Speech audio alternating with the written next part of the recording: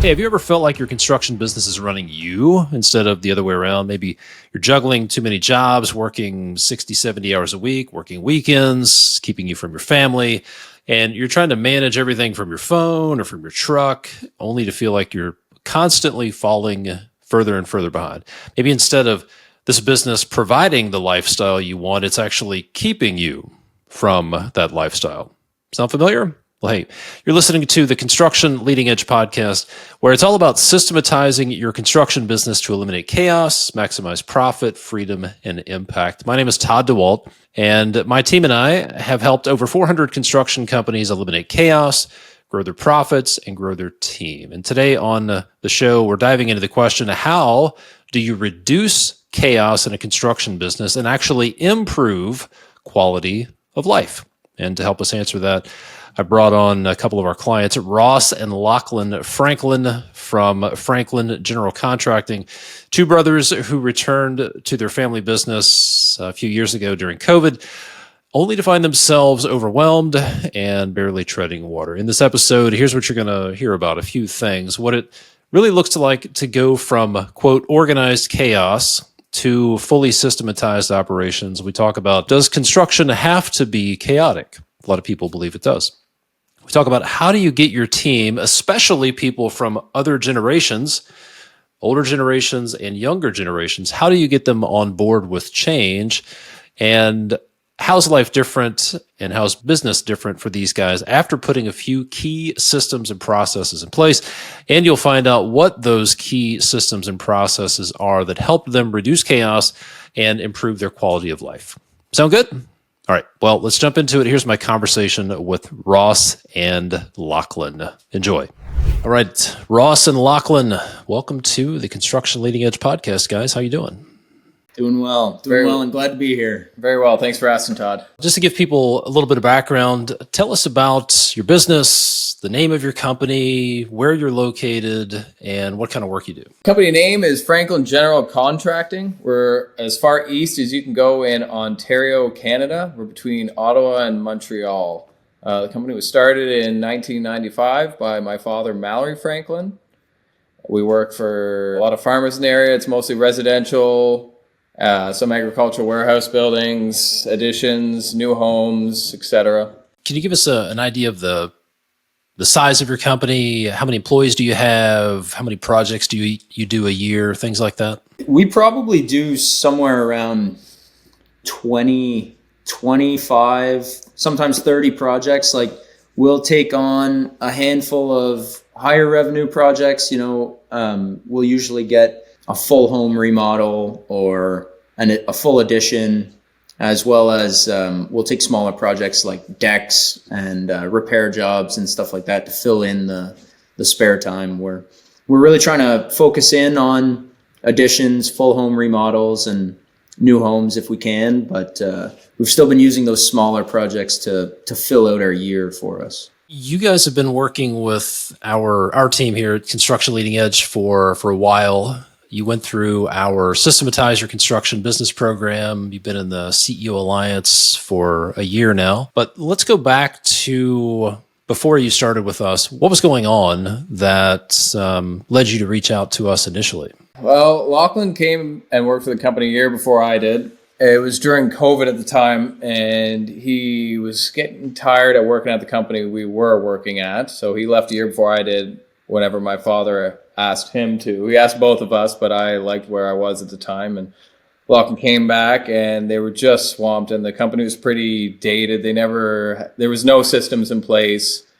Everything was done on paper, and everything was sheer force of will at the time. So during that time, we had a ton of work, and then Laughlin called me a year later, and then I left Ottawa, took my now fiance with me, and joined the company. And there was 3 of us working there at the time, and we were just so backlogged with work, like all construction companies were in this area. So we probably had a year and a half ahead of us in work, but no systems in place. And then Laughlin was listening to your podcast, actually, with Monish on there, talking about the 80-hour week. And he sent that to me too at the same time. And I can remember the first time I talked with Monish, I was standing on a roof after just laying the tin and a little circle I spray painted. It was the only place I get cell phone reception, and Laughlin was in BC at the time. So on the West Coast, the East Coast, and Australia all talking. And it really hit home some of the facts that Monish had turned his business from 80-hour weeks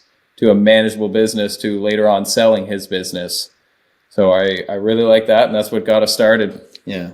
I remember when we were debating as to whether or not we were going to sign up, the conversation kind of turned to like, all three of us knew how to build things. Like we could get a set of drawings and we could build what was ever on the set of drawings, but it was really the management of a company where none of us had any training or gone to school for it or anything like that. And we found that's where we were really hung up on in our business, and so that's why we figured we'd join the program and see what happened. And yeah, it turned out well. The rest was history. So you said I heard you say a couple of things. There were no systems. You were getting by through sheer force of will.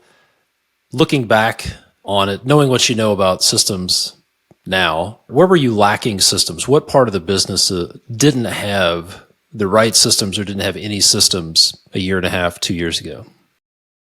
The whole business had no systems, really. Like the three of us were managing the projects together, and we had no accountability chart laid out or anything like that. So there was no clarity on who should be doing what. A sales call might come into Mallory's phone, and then him and I might go and visit the client together, and then maybe I would produce an estimate and Mallory would be the one to deliver it to them. They would be communicating. He'd have to call me to ask me questions about the estimate. And if we did land the project, then it was kind of a free-for-all for manpower. We'd get these phone calls like, hey, you got to send somebody over onto site right now. I'm going to need help like offloading this truck or whatever. Pretty well every aspect of our business everything was living in our heads, and we weren't spending the time that was required to plan things out to the end. We were just living very reactively, and it made it for a really stressful work environment, honestly.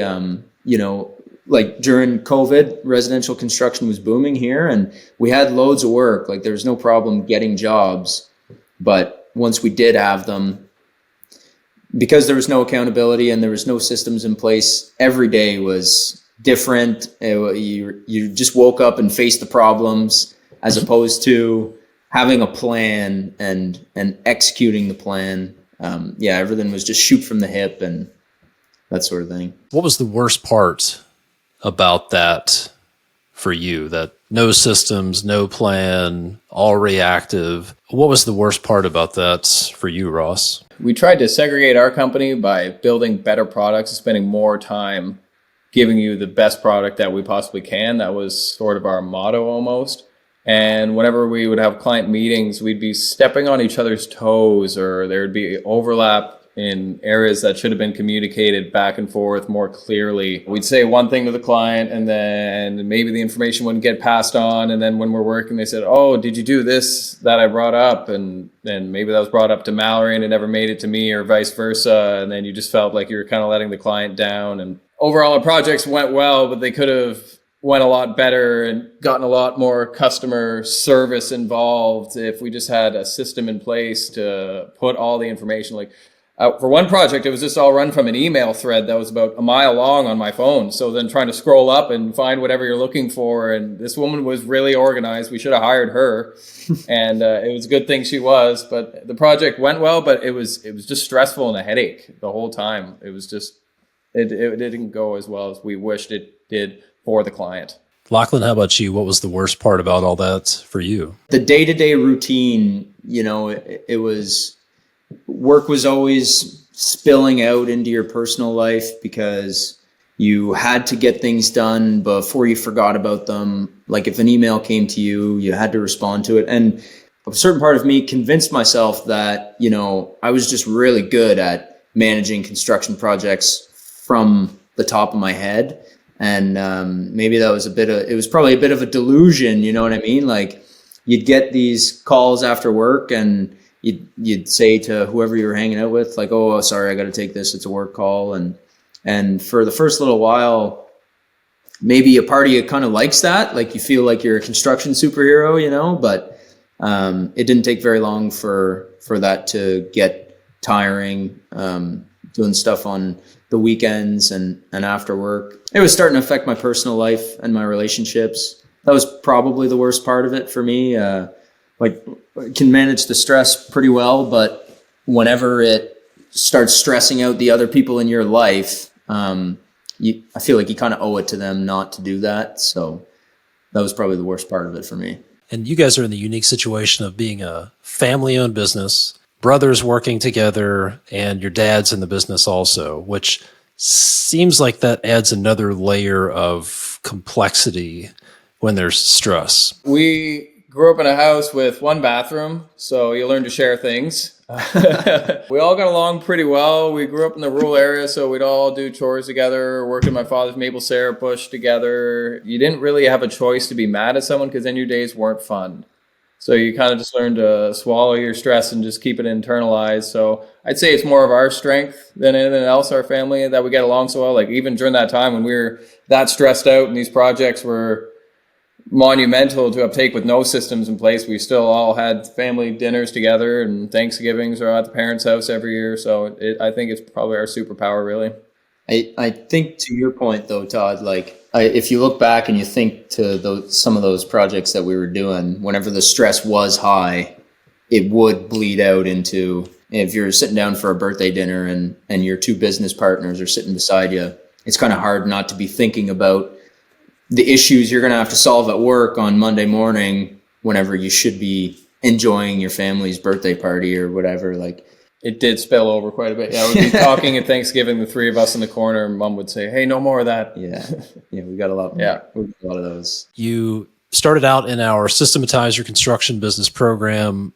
Take us to the moment when you realized that these systems that you were learning and were implementing and the changes you were making in the business were actually working. Was there a moment where you're like, this stuff is working, it's starting to change? It was week 4 or 5. But that was the third weekend to nail the handoff, I think. We started, this is how we do it, Doc, and we brought everybody in. And I was kind of worried that some of the more veteran players at our company wouldn't take well to these systems because we kind of came in and started shaking the tree up here. So we all sat down in a room and had our Post-it notes all ready, placed them on the wall, and everybody was really receptive. Like we were taking down the artwork on the wall in our office to make more room for Post-it notes, and everybody was just fired up. I think the meeting went on 2.5 hours longer than it was scheduled to, and everybody, like the energy was really high. And then when we got together again to write them up as standard operating procedures, we were just buzzing. So it wasn't a one-hit wonder. And we were talking about it at work and how we do about it and thinking about how we could make this better. And then it was probably when we did our first nail the handoff for a 2-story addition with a basement and interior renovations. There was a lot going on with that project. It was an older home, so there was a lot of information to convey, and Laughlin was knocking out the pre-constructions at the time. So there was a ton of information to throw down. There was a big gap at the time, but it really bridged the gap, and that project went really well. It was pretty much at that moment that I realized this is what we needed, and it really moved forward positively from there. Laughlin, how about you? What was the moment when you realized, all right, this stuff's working? I agree with Ross for sure. I remember that first, really in week 4, whenever we brought the whole team into the office. Previously, it had just been either Ross or myself doing the SYCB meetings.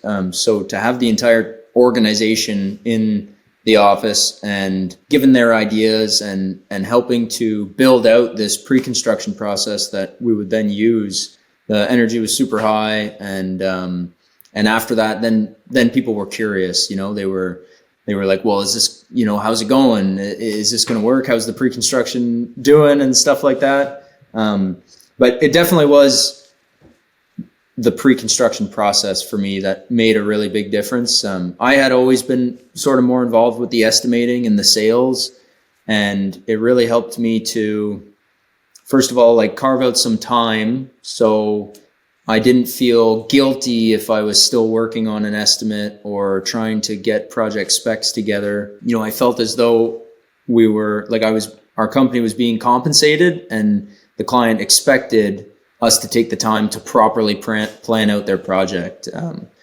It helped to present us more professionally, and we were the worst culprits for just enough to start prior to that. So every project we had done, it would be, get a number out, order the material, show up on site, do it as fast as you can kind of thing. And whenever we took a step back to plan out the projects, work with the client within their budget to something that they wanted to be delivered at a price point that they were interested in paying and we were interested in working for, it had a pretty profound impact on our overall business, I think. You said something interesting about when you had the nail the handoff session. You said the team was excited, energy was high, you guys were buzzing. A lot of people that join the program think, all right, I'm going to get my team together and it's going to feel like I have to cram this new process down their throat. But that doesn't sound like that was the case with you guys. Why was energy so high? Why was the team excited about this new pre-construction process, you think? I think everybody had been feeling the effects of the way that our business was running. At the time, residential construction was booming. There was way more work than anybody could handle, and we scaled our team up really fast. So there was things that were being missed for sure between, setting client expectations, but also managing our team, getting everybody the information that they needed to have a successful day on site, or like a really productive first couple hours even.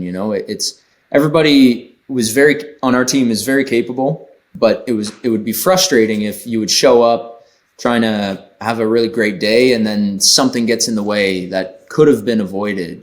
So I think by bringing everybody in and letting them know, like, all right, we're going to put a process in place here that's going to make everybody's life easier. And we want you to give us your opinion so that we can integrate that into the plan and then move forward as a united front. That's where the buy-in came from.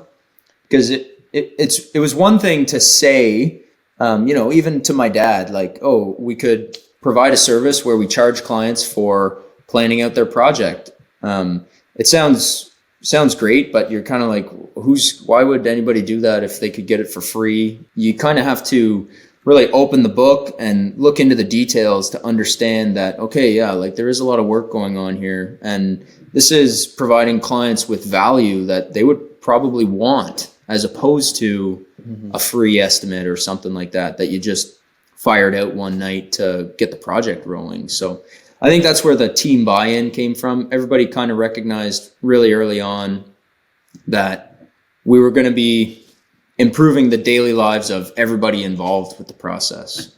I'm curious, you guys have done a lot of work over the past year and a half, ballpark. What would you say are some of the most impactful changes you've made in your business? In other words, what are the top 2 or 3 systems or processes that have had the most positive impacts for you guys?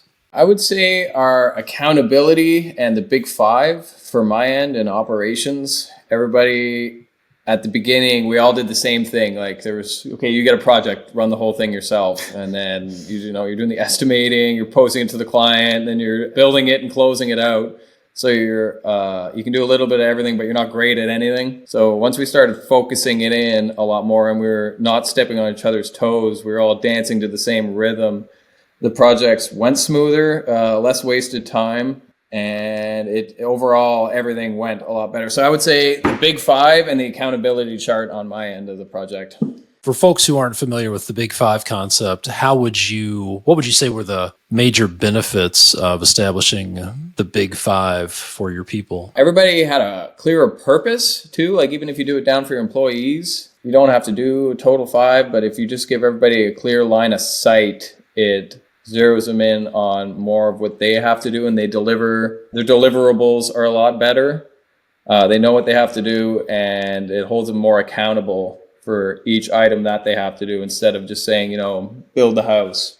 clarity, right? Yeah, Gives them clarity a for lot each more role. clarity. Laughlin, how about you? What would you say were the top 2 or 3 systems processes, as you guys north of the border say, that have had the most positive impact? People don't realize this, but I speak fluent Canadian. I can say Right. project and process, You're drop like an A bilingual every completely. once in a while. Yeah. Definitely the pre-construction idea was pretty profound, and that had a really big effect on the business. I talked about that quite a bit though. Like another thing that really helped us, I found, after we established our accountability chart and we had delegated who's going to be doing what, assigned roles to each responsibilities to each role, using the CIP as like the continuous improvement plan as like an overall plan for improving the company, and then narrowing that down into MITs to give you something to focus on. Because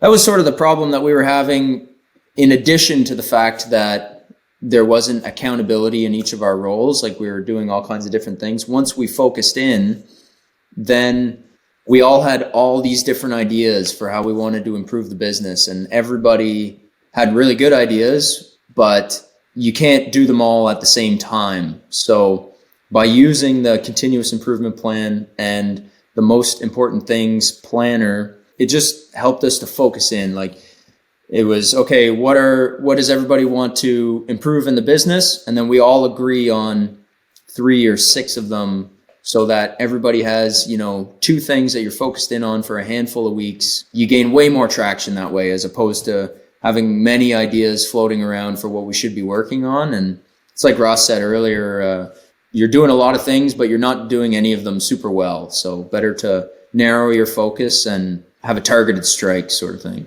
It's tough to do a lot of things well. It's tough to do a few things well. I think it's impossible to do a bunch of things well. So I like that. So let's talk about results. You guys have put a lot of work in. You've been at this for a while. You've implemented and refined your processes. Let's talk about what's different. What's different about the chaos level? Like, what can you point to that is like a measurable indicator that tells you, okay, the chaos level is different than it was before? Ross, you can talk about on the operations side, and then Laughlin, you can talk about it on the pre-construction side. Well, our completion of projects was going, they were going quicker, it was going smoother. At the beginning, just like you said, organized chaos, if you can even call that there. But then now we have firm dates for our projects, when stuff is going to be delivered. We know at the very beginning our long lead items are ordered, figured out, and determined right away, and the client has everything figured out.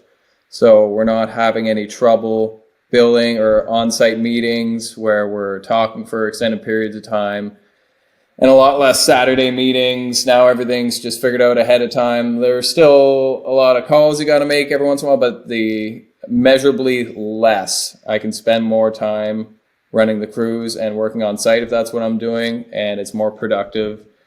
The work is concise and precise, and it's just made a better project. In the end, it brings it price down for the client if there's less time on site. So yeah, less hours. For a lot less hours just wasted or going back and forth figuring this stuff out.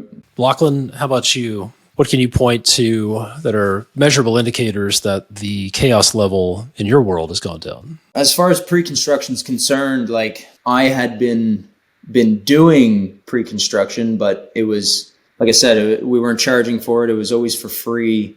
So I had this constant feeling of, this is taking too long. I need to get this out the door. I'm costing the company money by spending too much time planning out these projects. But once we established with the client that, this was going to be a service that we charged for, and we were going to take the time to do a really good job to, first of all, paint them a very clear picture of what the deliverables for their project were going to be. If you tell somebody you're going to build them an addition, they can envision that, but it's like, yeah, what kind of trim do you want to go around all the windows? What do you want your partition doors to look like? What color will the walls be? All these things are, you sort of don't really plan for those until you're in the middle of construction, if you're not doing pre-construction. So a measurable, I guess, would be we were charging for the service. So our time was compensated. And also, like Ross said too, just less hours. It was taking us less hours because we had assigned the roles, and now I'm not worried about production. Ross is taking care of that. Mallory's taking care of that. I'm focusing on pre-construction. So a lot more effective with our time. The baton was handed off very well between us after that, and our coordination went through the roof, and we were a more effective team, and clients really liked that too. So, hey, it's Todd. We'll get back to the episode in just a minute, but let me ask you something. Have you ever signed a contract and then everything starts to feel a little bit chaotic? Questions fly around like, who's ordering what? When does the job actually start? Is the team ready? Did anybody order this material? Has this been approved yet? Project starts to feel like a fire drill, right? Well, the biggest problem in most construction businesses isn't a lack of effort. It's not the people. It's not the projects. It's not the clients. It's not you. It's the gaps in your process. Gaps where details fall through the cracks, where nobody's sure what to do, who's doing what, when it gets done. And you, the owner, end up filling in all those gaps, right? When there are questions, who they got to call? If there's a problem, it's going to land in your lap. And the biggest gap is pre-construction. And the solution is simple. Nailing the handoff from sales to construction. Nail the handoff from the office to the field. Your projects are like a relay race, and there's a baton that needs to be handed off. Nailing the handoff is a well-designed pre-construction process that closes those gaps, eliminates the chaos, and gives you back control. It gives you back the time so you can work on the business instead of being buried in it. And we can help you build that process. The first step is to book a free business evaluation call with our team. On your business evaluation call, here's what we're going to help you do. Spot the real gaps that are creating the chaos, show you how to nail the handoff, and how doing that will put you back in control of your business.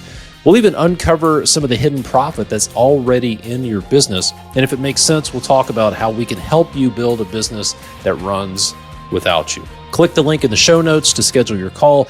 Be advised, we only have a few spots available each week, and not everybody qualifies for this call. This is not for everybody. So if you have a wave of work coming at you, or you're planning on growing and hiring people, now's the time to close those gaps with a good pre-construction process.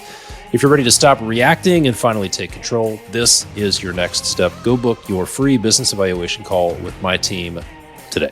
So here's a potentially controversial topic. I think a lot of people believe this statement, construction is chaos. I've heard it. People are like, well, construction's just chaotic. There's just nothing you can do about it. There are going to be fires to be put out. It's just chaotic. What do you guys think? Does construction have to be chaotic? I think what people mean is that unexpected things happen from time to time during construction, but I think that's different from construction is chaotic. Construction is chaotic if you sprint into it without a plan and you just start pouring concrete and framing walls, and you don't have a fully baked plan. That makes things chaotic because all of a sudden you get to a closet and you don't know what size the closet's supposed to be. And then the client's asking, well, how big should the closet be? It's like, well, I don't know. What do you want in the closet? And I don't know. I hadn't thought about the shelves I'm going to put in there or whatever. And now they want millwork in the closets. And it's okay. Well, we didn't price that. Like, it's really easy to spiral out of control if you haven't sat down and planned out exactly what all your project deliverables are going to be. So, yeah, I would say unexpected things happen in construction, especially in renovations and stuff like that. You don't know what other people have covered up behind the walls, but those are easy to handle if you've got a fully baked plan in place. It's easy to take care of the unexpected things if the chaos is, kept to an absolute minimum by planning the process out ahead of time. Ross, what do you think on the operations side? Some people would say, well, you're dealing with people, you're dealing with weather, you're dealing with materials, suppliers, subcontractors, et cetera. It's just chaotic. So why create a plan when it's just pure chaos? Chaos is sort of in the eye of the beholder, which might seem chaos to somebody as just demo on a Monday for me. So if you, at the beginning of the project, before ground breaks and you're going over the drawings, especially if it's a renovation or something, you can brief the client on what's going to happen. Give them photos of a previous project. Let them know get them set up for what's coming their way. You know, do your proper protections and everything to keep the house as safe as possible, but kind of hold their hand through previous projects you've done and just keep them very reassured. Like, there's no reason that it should be as chaotic as it is. It is a mess and it's a dirty job, but all the clients starts, like, it's an exciting point. It can be stressful for them. They're watching their home get destroyed, but you show them of the finished project at the very end. Like, there's light at the end of the tunnel. Trust the process. We've done this before. You hired us for a reason. We're the experts in this. Let us guide you through the chaos. Let's talk about results as it relates to quality of life. One of the things we talked about before we hit record was how the business was, you guys were really busy, business was profitable, but the quality of life wasn't that great, wasn't where you wanted it to be. How is your quality of life different now after putting these systems in place? What do you think, Laughlin? Compared to before we started the program, we've got a project management software where all of the files live for the duration of a project. So there's no trying to scrounge to find anything that's buried in email chains. You know, you can have the confidence that everything is stored correctly, and that gives you the ability to, when you log in the morning, you can find everything that you're looking for, and all our client communication goes through there.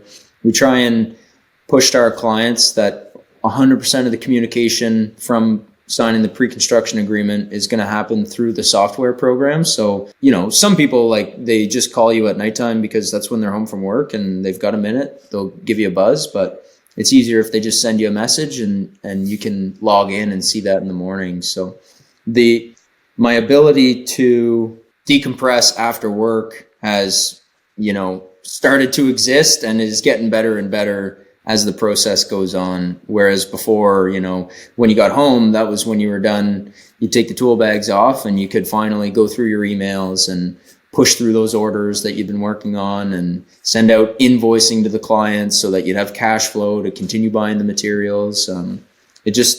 Prior to implementing these systems, it just sort of seemed like a perpetual cycle of work where you could never switch your mind off. You had to always be thinking of something. Otherwise, something was going to fall through the cracks. So, Ross, how about you? How's the quality of life different for you now? As getting older too, I like spending time with my family. Even though I work with my family, I have other family members that I would like to see, a fiance and everything else. And whenever we first moved back, I was neglecting some of my relationships.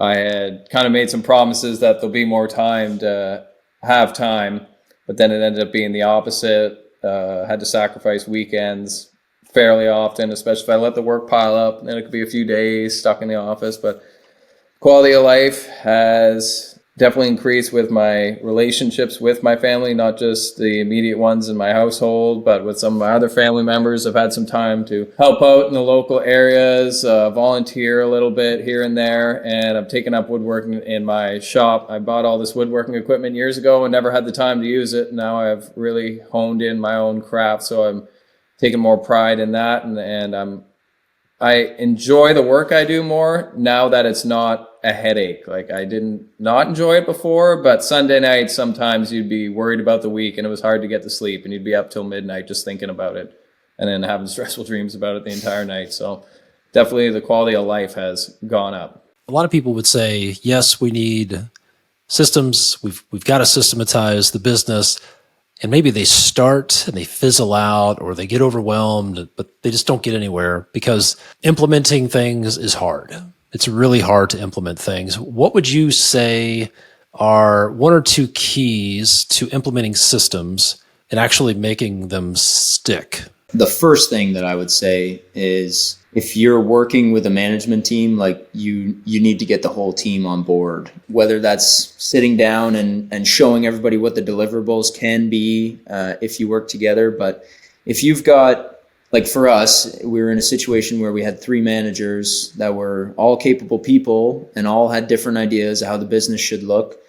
You've sort of got to set aside some time to prioritize getting everybody pointing in the same direction. If one person is trying to lead the charge on implementing a system into the business and then the other 2 people or however many people are focused elsewhere and not really giving it any attention, then it's just impossible to gain traction. Like you need to have a certain amount of buy-in right from the start.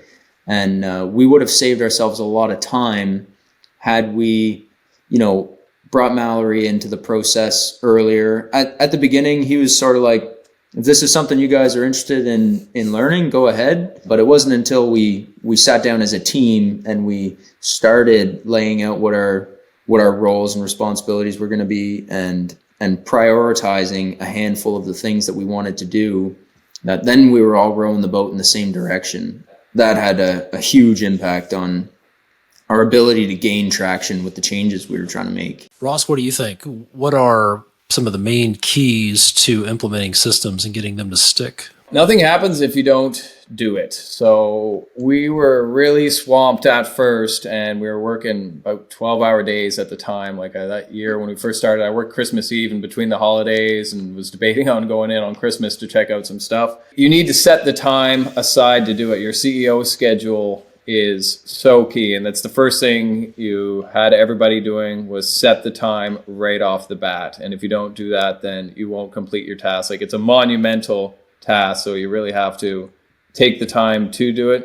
If you're gonna eat shit, don't nibble, get after it. I was just thinking about that. I was hoping you would bring that up. You're gonna eat shit, don't nibble.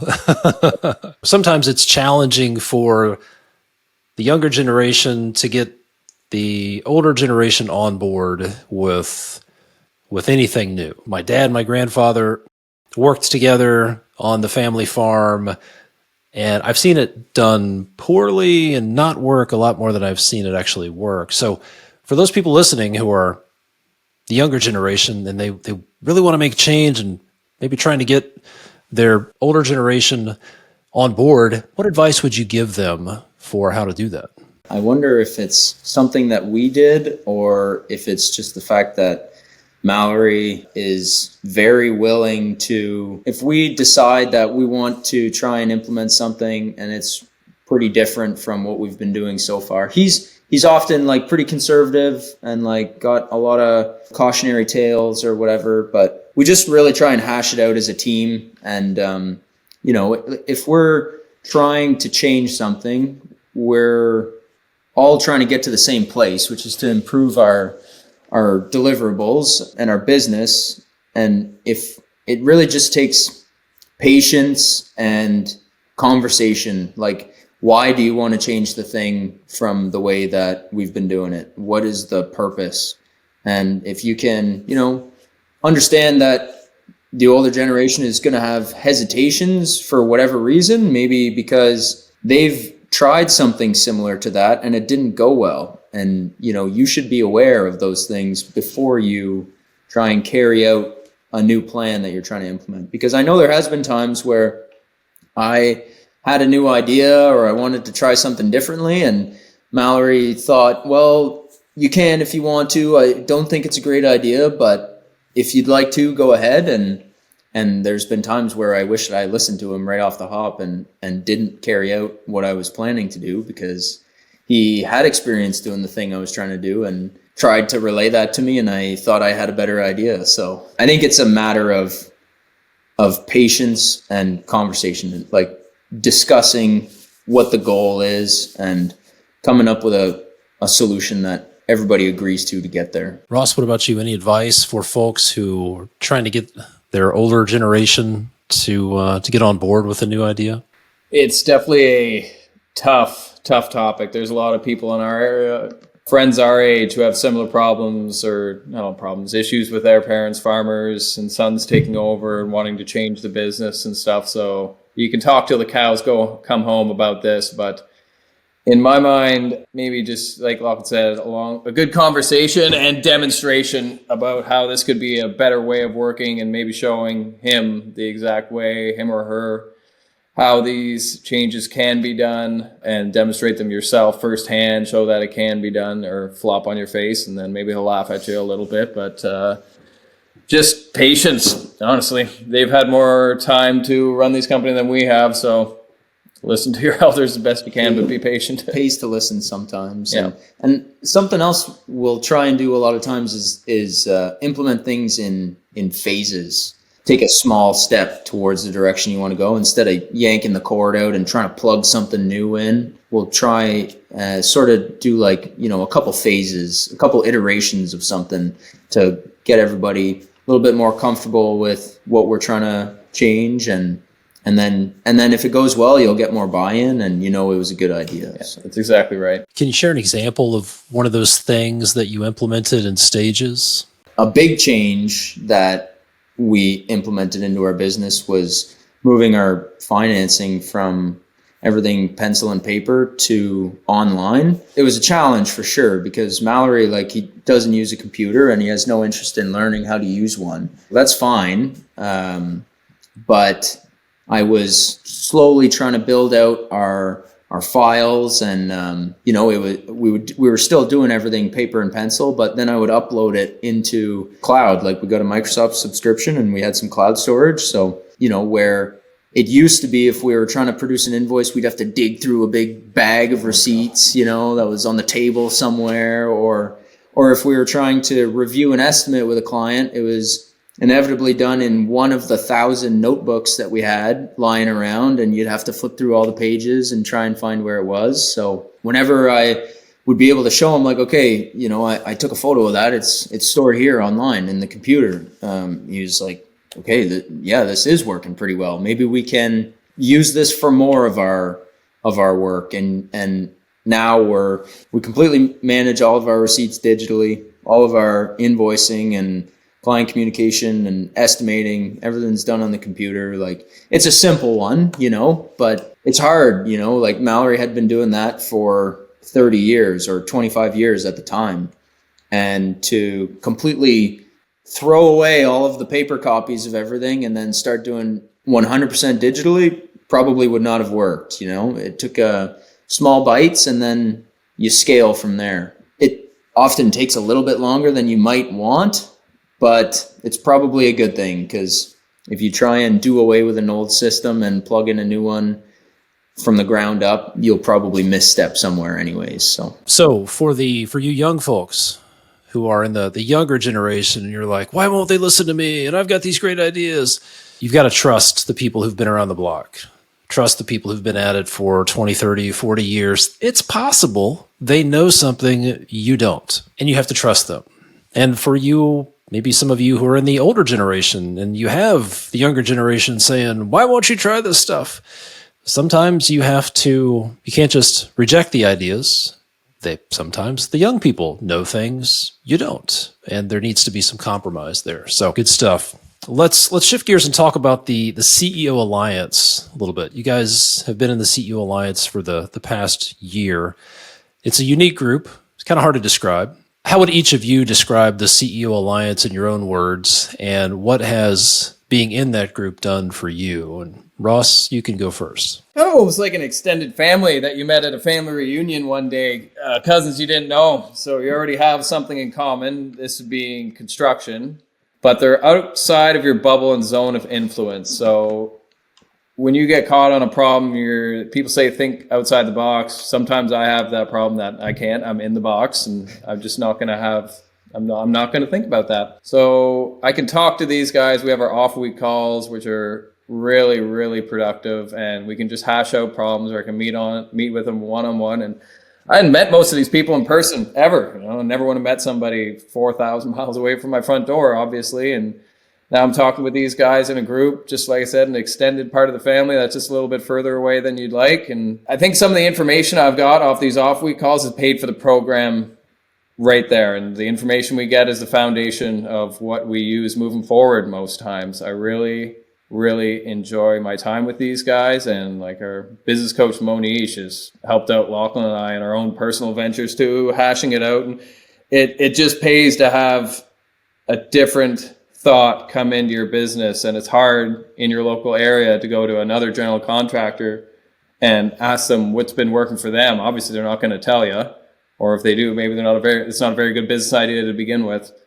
So yeah, I would say it's like a good extended family for me anyway. Laughlin, how about you? How would you describe the CEO Alliance in your own words? The network that it gives you, they're not in your area, and the fact that everybody's from different areas really does help to give different perspectives, because in our group we've got guys who subcontract all their work out. We've got guys that self-perform almost all of the work because they can't find subcontractors. So just those two different perspectives alone can give you very different business models, like from a financial or a project management standpoint. And it's so valuable to be able to have those two different perspectives or multiple perspectives whenever you're trying to solve a problem in your own business. And the commonality between everybody, like Ross said, is that everybody is there to try and improve their business. So whenever somebody comes to the group with a problem and it's like it's a holy shit moment,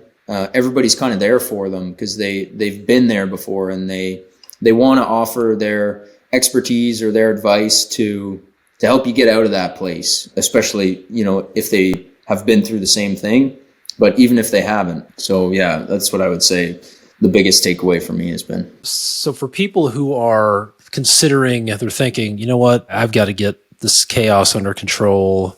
Maybe they've been thinking about joining our Systematized Your Construction Business program. If you were to talk to somebody and they said, you know what, I'm thinking about joining, but I'm not sure if I should, like, I'm not sure if the investment's there. I'm not sure if it's worth it. I'm not sure if it's going to work for me. What would you tell somebody who asked you that question?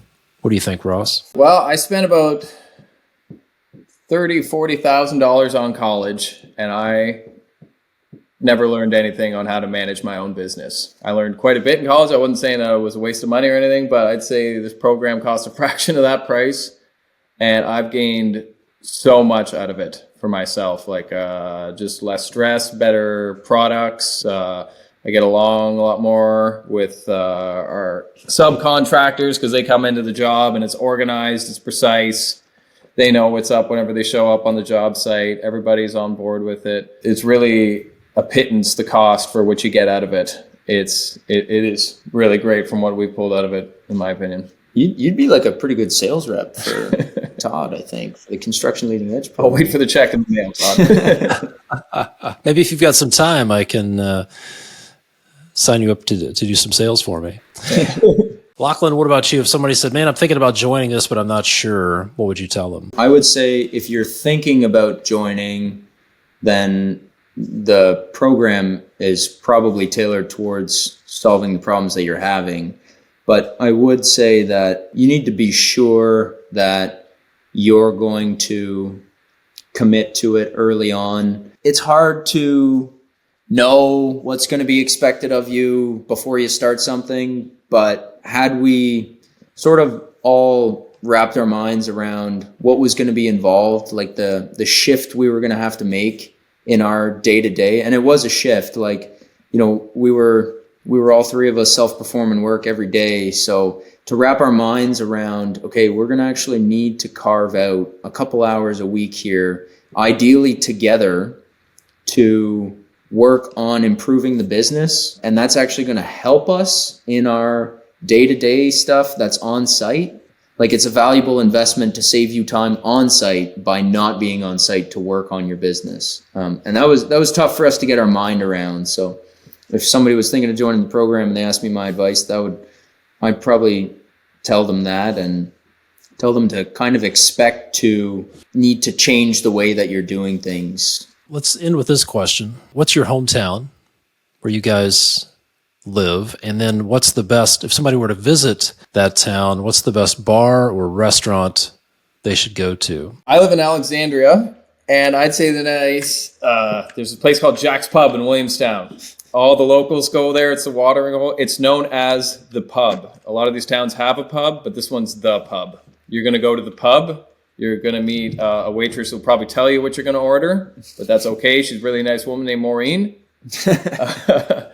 Service is exceptional, and it's a good place to be, the pub. Yeah. I was going to ask what to order, but it sounds like you just need to let Maureen take care of it. That's right, yeah. Laughlin, how about you? I'd say if you're visiting this area, you're probably going to somewhere in Cornwall. And if that's the case, then you got to go to Esca because they just have the best pizza. They've got 3-Speed on tap, which is a great lager that's local, I think. But the food is like bar none. It's got to be the best restaurant in the area. Got it. Good stuff. Good stuff. All right, gentlemen. Well, I appreciate it. Appreciate you guys taking the time to be on here. Congratulations on the success. It's been a lot of fun watching you guys implement this stuff and progress. It's been fun hanging out with you guys at our live events in Miami a couple of weeks ago and then in Naples late last year. And look forward to seeing you guys in Nashville at the next one. So appreciate it. Thanks so much. And I'll see you guys around. Absolutely. Yep. It's been a pleasure, Todd. It's been a pleasure, Todd, and thank you, and we will see you in Nashville. Yeah, looking forward to it. Hey, it's Todd here. One more thing before you go. Remember, if you're dealing with chaos every day, if you're spending too much time in firefighting, if your whole team is in reactive mode, it's probably not your team, it's not your clients, it's not your project, it's not you, it's the gaps. And the biggest gap is the one between signing the contract and starting the job. That's where the details get missed. That's where the stress begins. And the fix is simple. It's a solid pre-construction process so you can nail the handoff from the office to the field. We want to help you build that out. And the first step is to schedule your free business evaluation call. Click the link in the show notes. We're going to help you identify the root cause of your chaos, show you how to unlock the profit that's already in your business, and we'll lay out a plan to help you nail the handoff. And if it makes sense, we'll talk about what working together looks like. So click the link in the show notes to schedule your call with my team. Be advised, calls are very limited and not everybody qualifies for these calls. So go book your call today, and I'll see you next time.